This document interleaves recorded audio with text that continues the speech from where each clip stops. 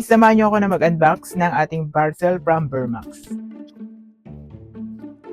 Okay guys, so ito guys ay mini rice cooker. Safe na safe yung kanyang packaging, naka-box pa. Ayan siya guys, kapag dumating sa inyo, ay kompleto siya guys ng mga gamit, no? Meron siyang ganito, sandok, chopstick. Ay nakakatuwa naman siya guys, kompleto ng gamit kapag dumating sa inyo. O may mga sandok pa siya.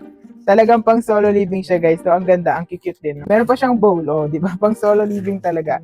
Uy guys, meron pa siyang kasamang pang linis. O di ba? Ang galing naman ito. Guys, saksakan niya. Perfect sa mga outlet dito sa Philippines, no? Ito siya guys, O di ba ang cute niya?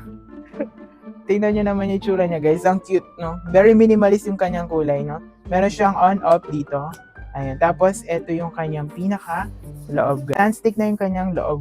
Voltage na gamit niya is pang 220 to 240 volts. So, perfect siya dito sa atin sa Pilipinas. So, dito kinakabit yung kanyang cord. Perfect talaga siya sa pang hotpot.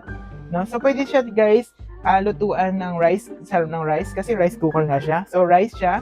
Tapos, pwede rin siyang lutuan ng itlog, isda, hotdog, noodles. Pwede rin, guys. Sa mga pasta, pwede rin siya, guys. No? Ayan, ito guys yung kanilang isang option, no? May isang option din doon sa yellow basket na merong steamer na kasama. Pero ito guys yung pinili ko. Ang cute lang niya guys, no? Next video natin magluto tayo ng rice and noodles dyan. Perfect yung size niya sa mga solo living, sa mga estudyante na nagdo-dorm. Perfect to, no? Ayan, all-in-one na siya. Pwede siyang saingan, pwede nyo siyang lutuan din ng ulam. Tapos ang mura lang niya guys, very budget friendly. Guys, if you need one, check out ka na rin na sa'yo.